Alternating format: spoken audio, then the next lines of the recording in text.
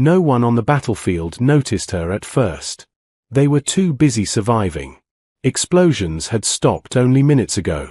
The sky above the shattered plains of Virex Theta still glowed red from orbital fire, and the ground vibrated with distant retreating fleets. Smoke crawled across the ruins like something alive, hiding bodies, broken machines, and the cost of another alien war. That was when Captain Elias Rowan heard the sound. Not screaming. Not metal tearing. Just breathing. Slow. Weak. Refusing to stop. Rowan froze. Veteran soldiers learn to ignore sounds like that. Curiosity gets you killed. Compassion gets you remembered for the wrong reason. But humans were strange that way. Rowan lowered his rifle and turned toward the rubble. There she was. An alien woman lay exposed in the open, her armored exoskeleton shattered beyond repair. She belonged to the Krillari, one of the most feared species in the outer systems. Tacticians, warriors, proud to the point of cruelty. Humans avoided their wounded. Other aliens refused to touch them at all. Because Krillari nervous systems reacted violently to contact. Because touching one could trigger a neural backlash strong enough to kill both parties. Because their own kind abandoned those who could no longer fight. She stared at the sky, unblinking. Her lower body was twisted unnaturally, motionless. Her arms lay stiff at her sides. Sensors on Rowan's visor flashed warnings. Paralysis detected. Neural cascade failure. Do not engage. Rowan ignored it. Around him, his squad shouted warnings. Captain, don't. That thing will fry your nervous system. Leave it. But Rowan saw something they didn't. Her eyes. They were wide open. A deep violet, sharp with fear, anger, and something worse, awareness. She wasn't unconscious. She wasn't sedated. She was trapped inside her own body. Rowan knelt slowly, hands visible, movements deliberate. The alien woman's breathing hitched. She tried to move. Nothing happened. Her species believed paralysis was fate. Proof of weakness. Their laws forbade rescue once mobility was lost. Even medics turned away. Rowan didn't know that yet. But he knew one thing. No one deserved to be left like this. I won't hurt you, he said quietly, knowing she might not understand the words, but she'd understand the tone. The squad behind him held their breath. The alien woman's pupils contracted. A faint tremor rippled across her neck plates. Warning symbols screamed in Rowan's visor. Neural feedback imminent. Rowan removed his gloves. That alone caused panic. Human skin was conductive. Warm. Dangerous. The alien woman's eyes widened further. She tried to scream. Her mouth opened, but no sound came out. Rowan placed one bare hand near her shoulder without touching. I'm going to lift you, he said. If you can understand me. I'm sorry if this hurts. The feedback hit the moment his skin made contact. Pain exploded through his arm like lightning crawling under his flesh. His vision blurred. Muscles locked. He didn't let go. He gritted his teeth and slid one arm beneath her knees, the other behind her shoulders. The battlefield went silent. No one had ever lifted a paralyzed Krillari. No one had ever survived touching one for more than a second. Rowan stood. The alien woman gasped, not in pain, but in shock. She expected agony. She expected death. Instead, she felt steady. Human muscles didn't panic. His grip was firm but gentle. His heartbeat was fast, but controlled. His nervous system adapted, rerouting pain like a storm redirected by stubborn terrain. Rowan staggered once, then steadied. I've got you, he muttered. For the first time since the war began, the Krillari woman cried. Silent tears slid sideways across her angular face and vanished into ash. Rowan carried her through smoke, past stunned soldiers, toward the evacuation transport. Every step burned. His nerves screamed. His body begged him to stop. He didn't. Inside the transport bay, medics stared in disbelief. Human, put her down, one shouted. She's dangerous. Rowan shook his head. She's alive. The alien woman turned her eyes toward him slowly. She had been a commander once. A strategist. A symbol of Krillari's superiority. Now she was broken, helpless, and carried like a child by the species her people called primitive. Her voice finally worked. Why? Rowan lowered her gently onto the med platform, hands shaking, arms numb. Because leaving you there felt wrong. The med scanners went wild. Alarms chimed. Neural readings spiked. But something else appeared too. Regeneration response. Unexpected. The Krillari woman blinked. She felt something she hadn't felt since the explosion. Warmth. Movement, not in her limbs, but deep inside her spine. Like dormant stars flickering awake.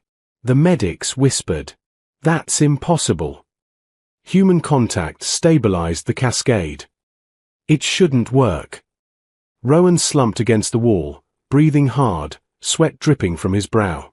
The alien woman watched him closely. You touched me, she said slowly. My people would never. Rowan met her gaze. Yeah, he said. We're bad at following rules that don't make sense. Outside the transport, the war raged on. But something had changed. Because for the first time in recorded galactic history, a human had done the unthinkable. And an alien civilization would never be able to forget it.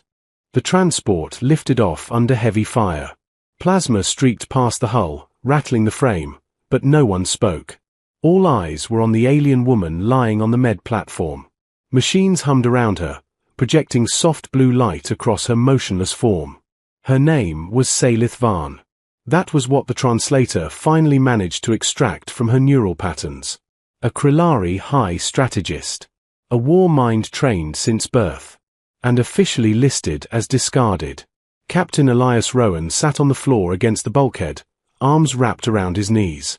The pain in his body had dulled into a deep, throbbing echo, like lightning fading behind clouds. Medics tried to check him twice. He waved them away. She's the priority, he said. The chief medic stared at him like he was insane. Human, she nearly cooked your nervous system. Rowan shrugged. Yeah, nearly. Salith watched him through half-lidded eyes. She had studied humans before. Their war records. Their tactics. Their emotional volatility. What she had not studied was this. Krillari doctrine was simple, efficiency above all. Broken tools were abandoned. Mercy was weakness. Touch was sacred and dangerous, reserved only for bonding rituals or execution. And yet, here was a human who had ignored every warning and survived. The scanners beeped softly. Captain, a medic whispered, disbelief creeping into his voice.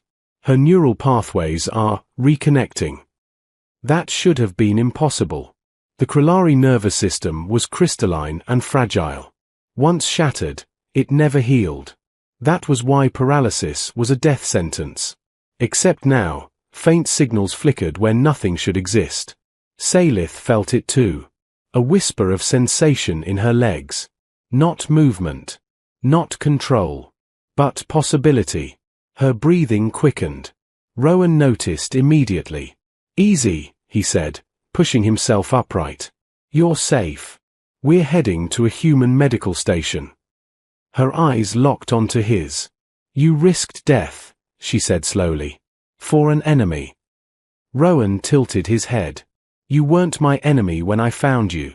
You were just someone dying. That answer unsettled her more than pain ever had. At the station, word spread fast. Humans gathered outside the med bay, whispering. Scientists. Soldiers. Even diplomats. A paralyzed Krillari surviving human contact was more than a miracle. It was a violation of galactic assumptions. Salith was placed inside a stabilization field. Her armor was carefully removed. No one touched her directly except Rowan, and only when the readings demanded it. Each time he did, the scanners showed the same result. Improvement. Not fast. Not dramatic. But real. Across the galaxy, Krillari Command detected her signal. She was alive. That alone caused outrage. High Counselor Vethrak's corps, architect of the Krillari War Doctrine, stared at the data feed in disbelief. She was declared lost, he snarled. Paralyzed units are not retrieved. A human retrieved her, an aide replied carefully. Physically. The chamber fell silent. Humans cannot touch us, Vethrax said. Our nervous systems reject them. And yet, she lives. Vethrax's mandibles tightened. Prepare a delegation, he said. If the human influence destabilizes Krillari biology, it must be contained. Back on the station, Salith and Rowan spoke often. She learned that humans did not bond by hierarchy alone. That their soldiers joked in the face of death. That they treated machines like friends and enemies like puzzles. Rowan learned that Salith had once commanded fleets that erased entire star systems. That she had believed weakness deserved extinction. Now she lay still, dependent on the species she had planned to crush. You should hate me, she said once. Rowan shook his head. Hate takes energy. I'm already tired. She almost laughed. Days passed. Her fingers moved. Barely. But enough to change everything. Human neurologists worked with Krillari data engineers, something previously unthinkable. They discovered that human neural plasticity created stabilizing feedback when in contact with Krillari crystalline nerves. Humans didn't overwhelm them. They adapted. The galaxy watched in disbelief as reports leaked. Humans could touch the untouchable. Humans could heal the abandoned. Fear spread faster than hope. Because if humans could do that, what else could they do? Krillari envoys arrived under armed escort. Their presence alone caused tension across the station. They demanded Salith's return.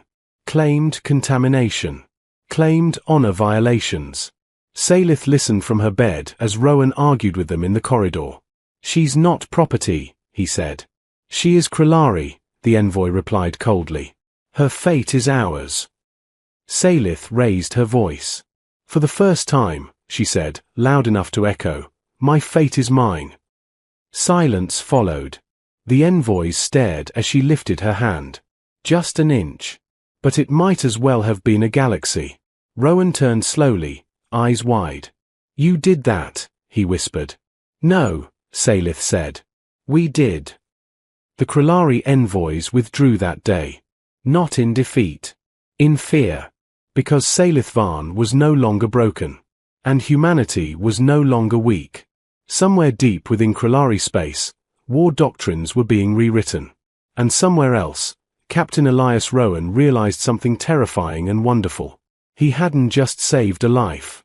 He had changed the rules of the universe. Salith's recovery terrified the galaxy. Not because she was walking again, she wasn't. Not fully. Her legs still refused to obey her most days. But because every scan showed something no one could explain. Her nervous system was rewriting itself.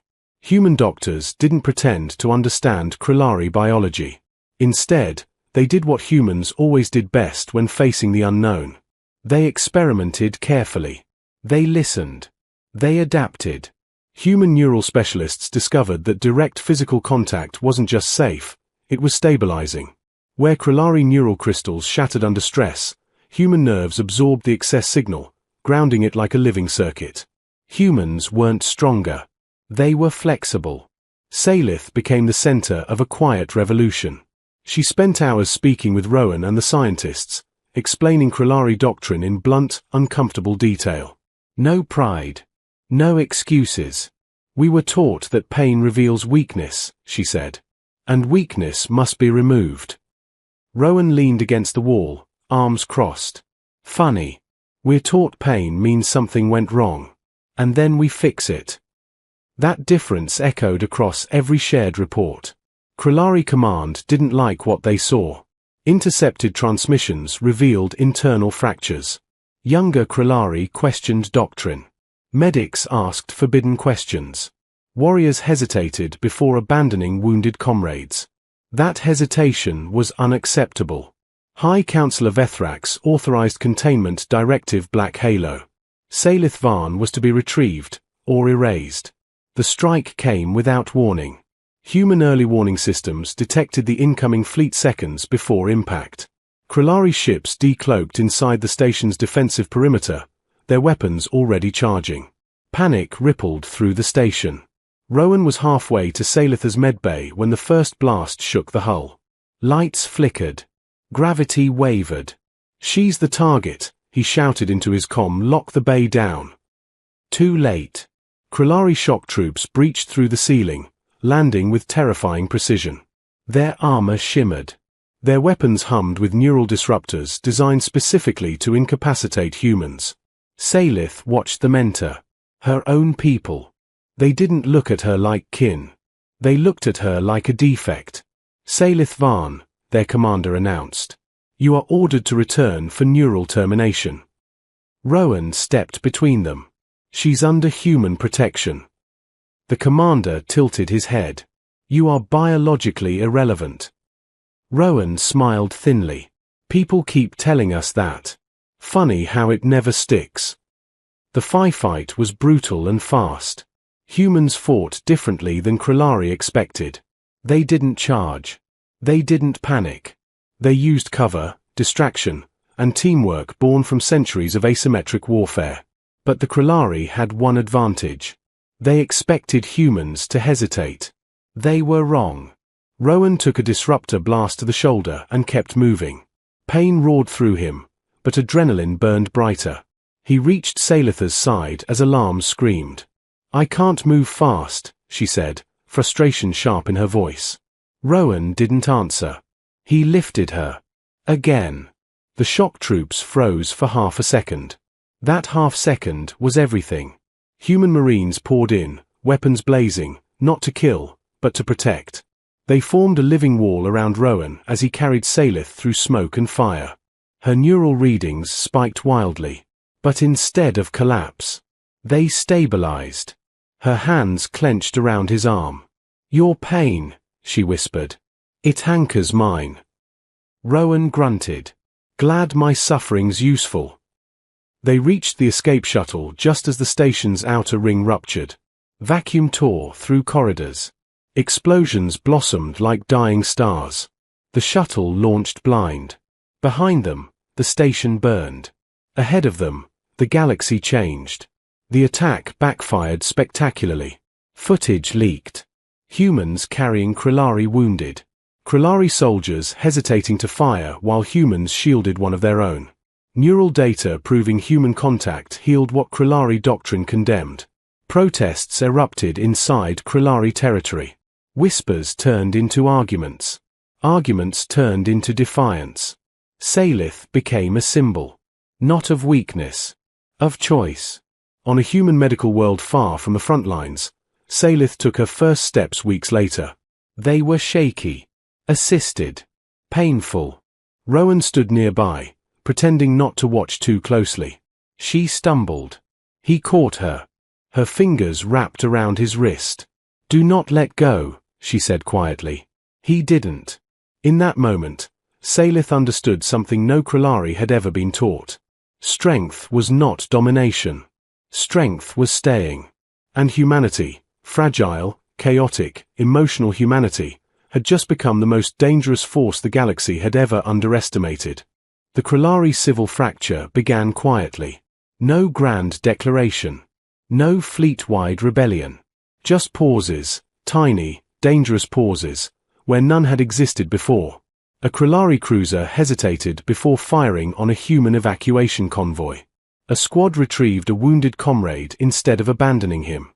A medic disobeyed doctrine and touched a paralyzed soldier. Each act alone meant nothing. Together, they meant everything. Salith Varn watched it unfold from the human world of Elio Station, her recovery slow but undeniable. She could now stand without assistance for short periods. Walk, if supported. The pain remained constant, but it no longer defined her. What defined her was choice. Human scientists asked her questions, not commands. They debated. They doubted themselves. They revised plans openly, even argued in front of her. This, too, unsettled her. Krillari leaders never argued. They issued conclusions. Captain Elias Rowan stayed close, officially as her security escort, unofficially because neither of them said otherwise. He trained when he could, slept when alarms allowed, and brought her terrible human food he claimed was comfort cuisine. "It tastes like regret," she told him once. "That means it's authentic," he replied. Across the stars, High Counselor Vethrax prepared his final solution. If Krillari society could not remain pure, it would be cleansed. The target was Elio's station. Not just to kill Salith, but to make an example of humanity's influence. Human intelligence intercepted the plan hours before execution. The response was not panic. It was preparation. Human fleets did not rush forward in a show of dominance. They spread out, shielding civilian corridors, redirecting traffic, evacuating worlds that would never know how close they came to destruction. Humanity had learned long ago that survival was not about winning battles. It was about lasting longer than the storm. Salith stood in the command chamber as projections flared to life. Human admirals spoke calmly, assigning roles, adjusting to probability rather than pride. "You will not outgun them," she said softly. "Vethrax commands absolute loyalty." Rowan looked at her. "Not anymore." He gestured to a separate feed. Krillari ships, dozens of them, had broken formation. They weren't attacking. They were blocking. Krillari captains had refused the order. Vethrax roared in fury as his own fleets fractured. Doctrines shattered faster than hulls ever could. His final transmission was broadcast galaxy-wide, meant as a warning. Instead, it became a confession. "You weaken us," he snarled. "You teach them to feel." Salith stepped forward. Her voice was steady. "No," she said.